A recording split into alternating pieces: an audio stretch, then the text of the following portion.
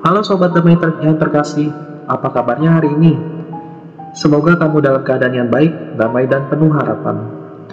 Kalaupun kamu lagi dalam masa yang berat, yuk duduk sebentar, tarik nafas dalam-dalam, dan izinkan Tuhan bicara ke hatimu lewat renungan hari ini. Kadang dalam hidup ini kita sudah berusaha jadi orang baik, berbuat yang benar bahkan ngalah terus. Tapi apa sih yang kita dapat? Justru penolakan, disalahpahami, ditinggalkan, bahkan dilukai. Nah, kamu tuh nggak sendirian. Yesus juga kok mengalami hal-hal yang serupa. Yuk teman-teman, kita baca Injil hari ini. Bacaan Injil diambil dari Injil Yohanes 10 ayat 31-42. Sekali lagi, orang-orang Yahudi mengambil batu untuk melempari Yesus.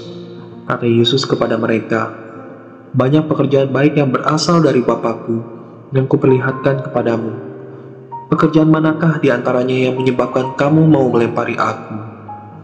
Jawab orang-orang Yahudi itu, "Bukan karena suatu pekerjaan baik maka kami mau melempari engkau, melainkan karena engkau menghujat Allah dan karena engkau, sekalipun hanya seorang manusia saja, menyamakan dirimu dengan Allah."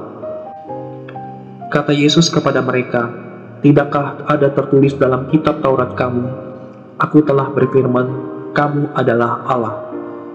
Jikalau mereka, kepada siapa firman itu disampaikan disebut Allah, sedang kitab suci tidak dapat dibatalkan.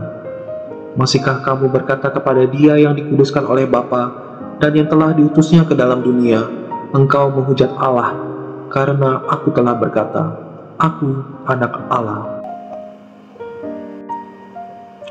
Jikalau Aku tidak melakukan pekerjaan-pekerjaan Bapa-Ku, janganlah percaya kepadaku. Tetapi jikalau Aku melakukannya, dan kamu tidak mau percaya kepadaku, percayalah akan pekerjaan-pekerjaan itu, supaya kamu boleh mengetahui dan mengerti bahwa Bapa di dalam Aku, dan Aku di dalam Bapa.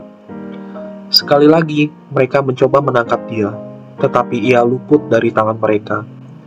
Kemudian Yesus pergi lagi ke seberang Yordan, ke tempat Yohanes membaptis dahulu, lalu Ia tinggal di situ. Dan banyak orang datang kepadanya dan berkata, "Yohanes memang tidak membuat satu tanda pun. Tetapi semua yang pernah dikatakan Yohanes tentang orang ini adalah benar." Dan banyak orang di situ percaya kepadanya.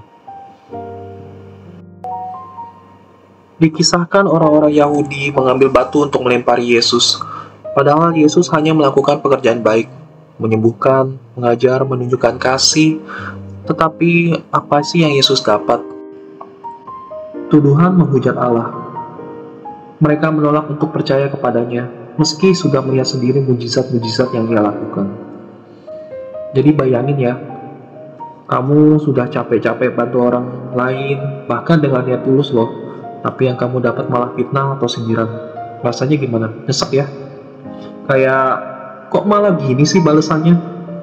Itu juga yang dialami Yesus hari ini. Ia yang tanpa dosa justru hendak dibunuh. Tapi menariknya ini, Yesus tetap tenang. Dia nggak membalas dengan amarah, dia nggak nyerang balik. Dan Yesus juga tahu siapa Dia dan kepada siapa Dia mengabdi. Ini jadi pelajaran penting buat kita. Seringkali dunia itu tidak adil, kebaikan tidak selalu dihargai, tapi bukan berarti kita harus berhenti menjadi orang baik. Yesus mengajarkan kita berbuat baik bukan karena orang lain, tetapi karena kasih. Itu memang tugas kita sebagai anak-anak Allah. Dan saat orang lain meragukanmu, tetaplah berdiri dalam kebenaran. Saat kebaikanmu dibalas dengan kebencian, tetaplah mengasihi. Karena kasih yang sejati tidak bergantung pada respon orang lain, tetapi bersumber dari Tuhan sendiri.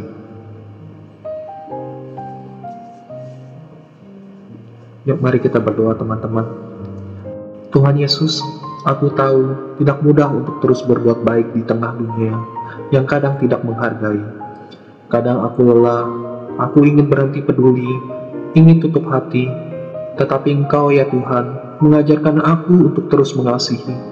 Meski disalahpahami, meski ditolak, hari ini aku mau belajar darimu.